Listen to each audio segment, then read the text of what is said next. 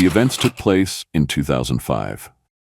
My partner and I received the call around 1 a.m. We switched on the siren and sped toward the scene. The dispatcher had reported hearing terrifying screams coming from the warehouse district.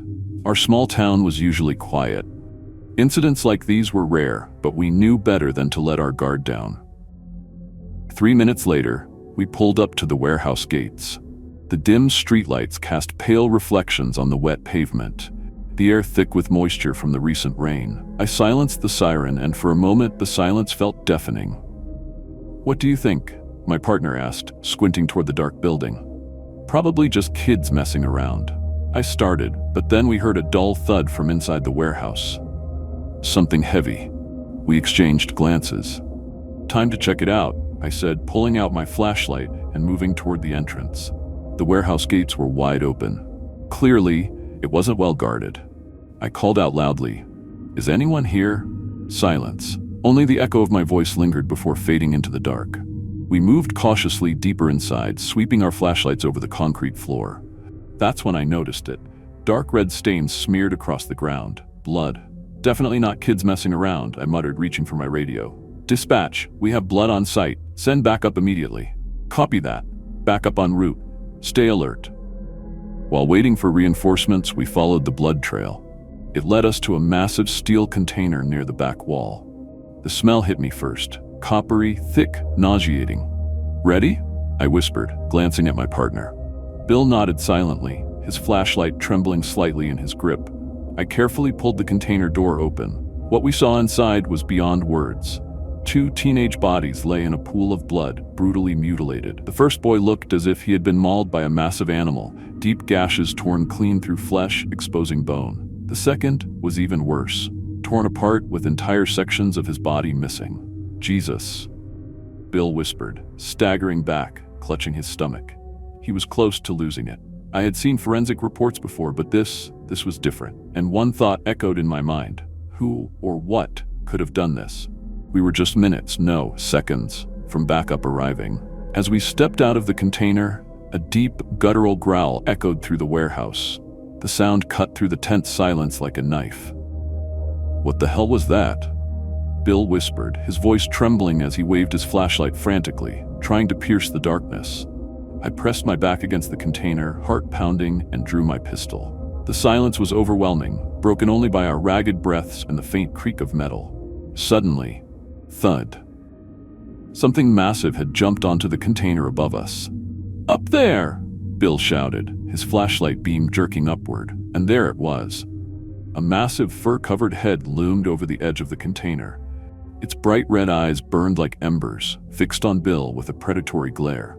"Step back," I barked, raising my pistol and aiming directly at the creature.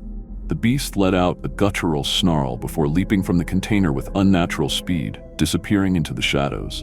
I fired 5 shots in its direction, the deafening echo bouncing off the steel walls.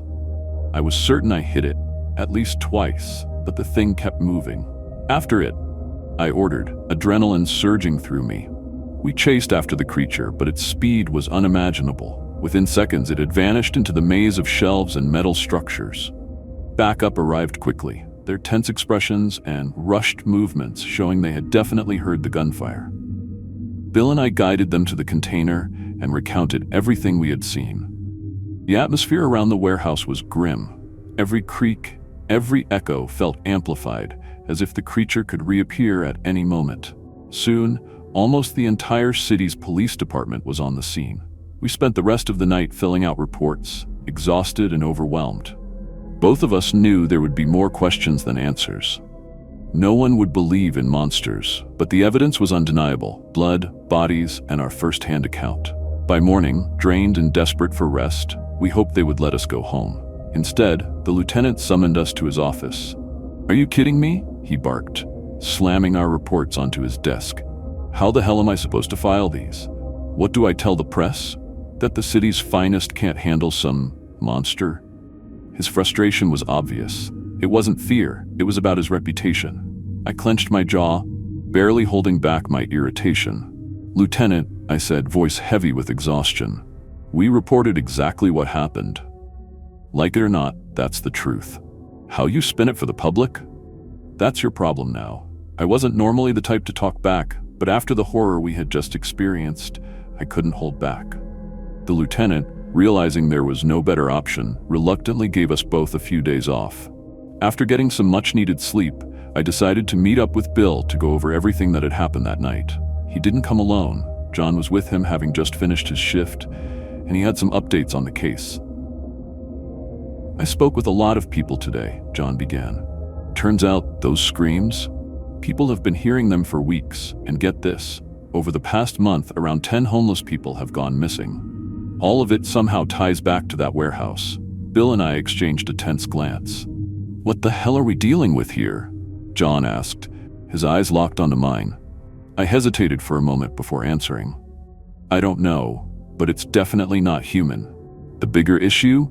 Our department only cares about appearances. They'll do whatever they can to bury this case." Bill clenched his fists, his expression darkening. "We can't let that happen," he said firmly, staring me down as if daring me to disagree. John nodded in agreement. "We need a plan," he added, his voice steady but serious. I stayed silent, nodding in agreement. We were already in too deep to turn back now. We made the decision to return to the warehouse that night, fully prepared and armed.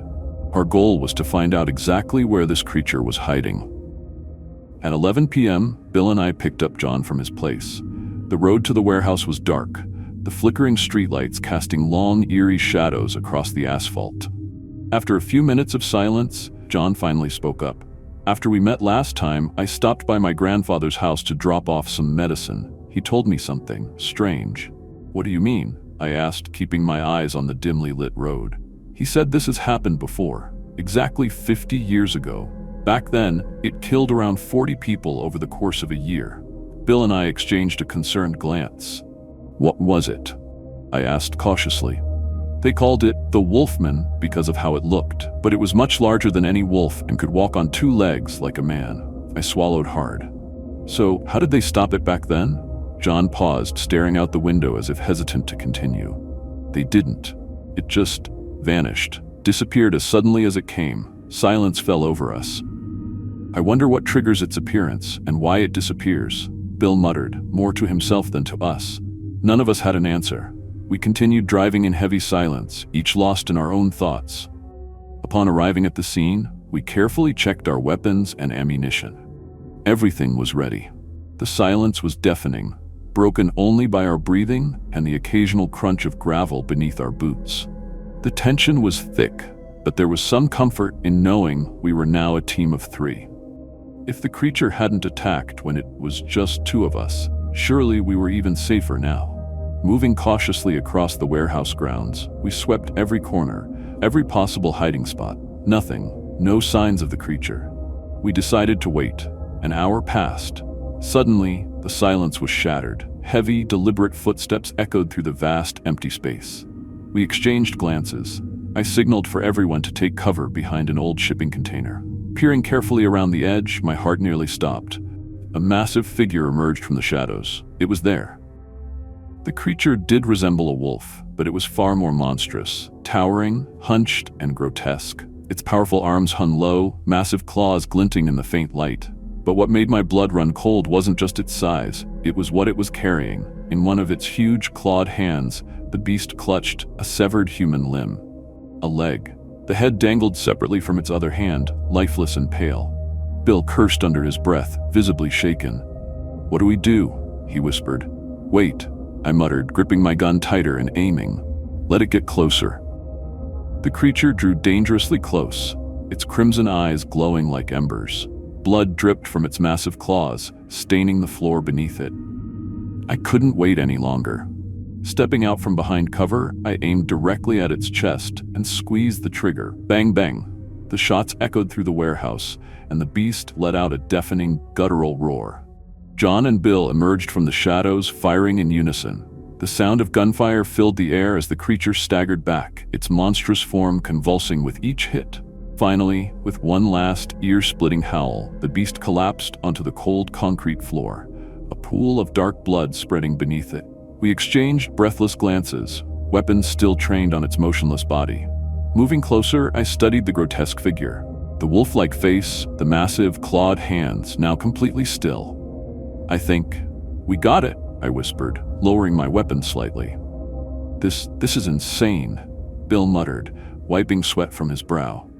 I took a deep breath. "All right, let's get the truck. We're taking this thing straight to the station. Let them see this for themselves."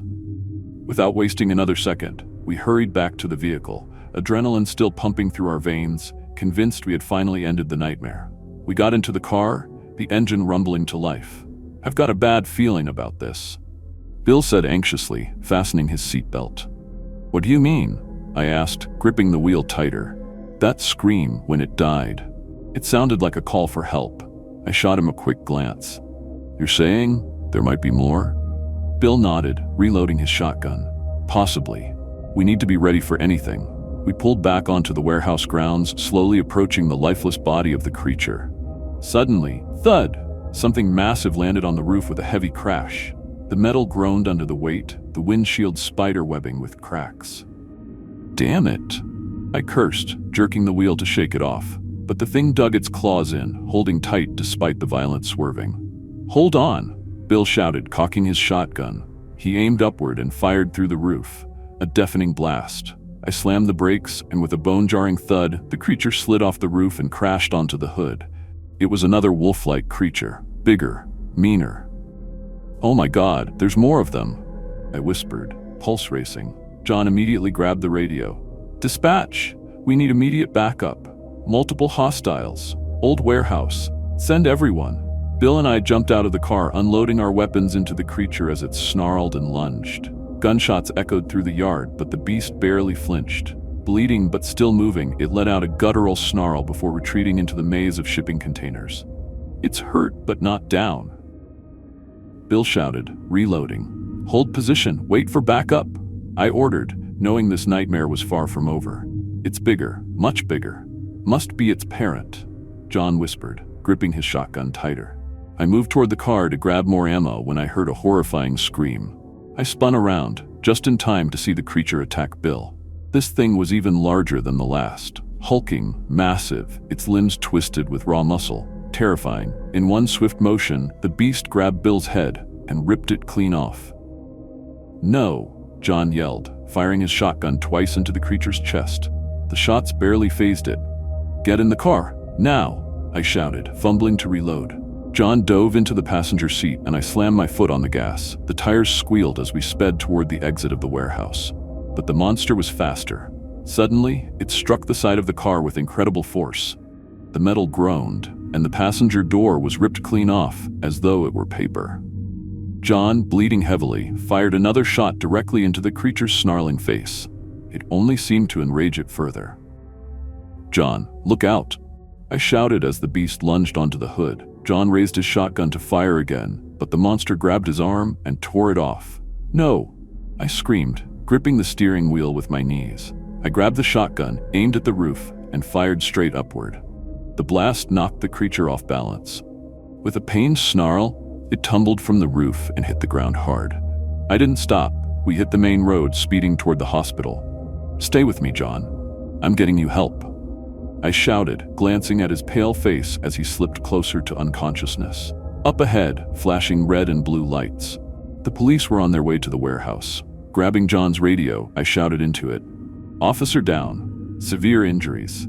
I'm en route to the hospital. The creature's still at the warehouse. Send all units." We made it to the hospital quickly. The medics rushed to John, working with the speed and precision only seen in life-or-death situations. I remained in the waiting area, pacing back and forth as my mind spiraled. What were those things? Why hadn't anyone heard of them before? And what the hell were we supposed to do next? About 30 minutes later, my phone rang. It was the lieutenant. The backup team we sent to the warehouse. His voice was strained. "They're not responding."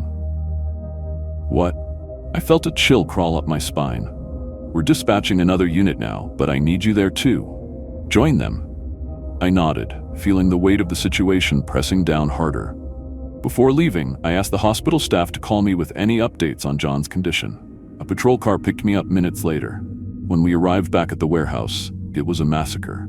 Shredded police vehicles, blood, but no bodies, no signs of life, no radio communication.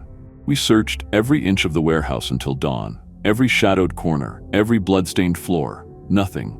Only pools of blood, twisted wreckage, and the lingering sense that something was still watching us. The only sliver of good news was the call I received from the hospital. "John's stable. He's going to make it." Relief washed over me, but it didn't last. The entire department was shaken. No one could explain what had happened, but no one could deny that it was unnatural. The next day, the lieutenant resigned. The case was closed. We were told to forget what we saw. But that was impossible, because it wasn't over.